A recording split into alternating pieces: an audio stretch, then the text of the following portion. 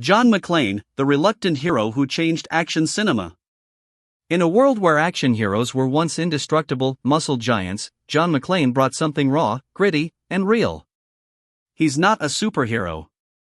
He's not invincible. He's a New York cop with a bad attitude, a sharp tongue, and an unbreakable will to survive. With bloodied feet and a half-smoked cigarette, McClane didn't just fight terrorists, he redefined the modern action hero.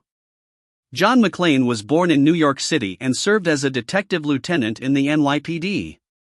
Before he became a household name, he was just a hard-boiled cop trying to fix his marriage and raise his kids in a chaotic world. He was street-smart, sarcastic, and always found himself on the wrong side of bureaucracy.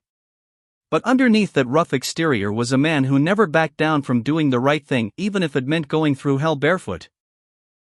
McClane's life changed forever on Christmas Eve, 1988, when he visited his estranged wife Holly Gennaro McClane at Nakatomi Plaza in Los Angeles. What was supposed to be a quiet attempt at reconciliation turned into a night of gunfire, hostages, and one man standing between a skyscraper full of innocents and a team of heavily armed terrorists. Die Hard, 1988. John McClane's first and most iconic mission. Terrorists led by Hans Gruber take over Nakatomi Plaza. McClane, barefoot and outgunned, uses his wits, instincts, and pure determination to pick them off one by one. Yippee-ki-yay, he says, and cinema history is made. Die Hard 2, 1990. Set in Washington, D.C. at Dulles International Airport.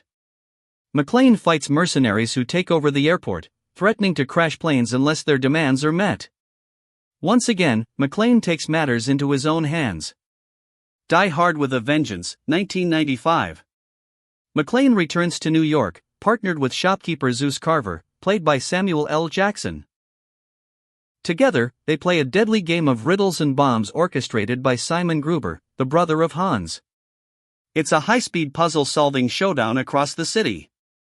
Live Free or Die Hard, 2007. McClane teams up with a young hacker to stop a cyber-terrorist named Thomas Gabriel from collapsing America's digital infrastructure. McClane proves he may be old school, but he's far from obsolete. A Good Day to Die Hard, 2013. John travels to Russia to reconnect with his estranged son Jack, only to find out Jack is a CIA operative. The father-son duo battles corruption and nuclear threats in one of the most explosive entries in the series. Powers and abilities. John McClane has no superpowers, and that's what makes him a legend. His strength lies in his humanity, resilience, and grit. Peak human endurance. McClane survives extreme physical trauma, gunshots, explosions, high-speed crashes. He fights even while wounded, bleeding, or exhausted, often pushing far past normal limits. Tactical intelligence.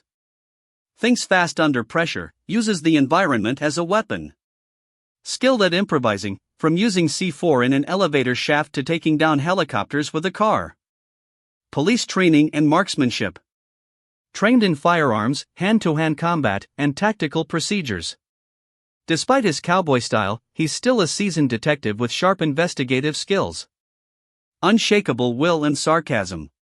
His mouth is just as dangerous as his gun. Known for his one-liners and relentless sarcasm. Unintimidated by threats, whether it's a terrorist, a warlord, or the government. Personality. John McClane is a walking contradiction. He's gruff, but deeply moral. He's sarcastic, but sincere when it matters. He's always in pain, but never gives up. What defines McClane most is his reluctance. He doesn't look for trouble, it finds him. He never considers himself a hero, but when the world falls apart, he's the one who holds the line. He's also deeply flawed. Struggles with drinking, has a fractured family life, and isn't great at following rules. But those flaws are what make him real, relatable, and unforgettable. John McClane became an icon because he wasn't perfect. He bled. He cried. He made mistakes.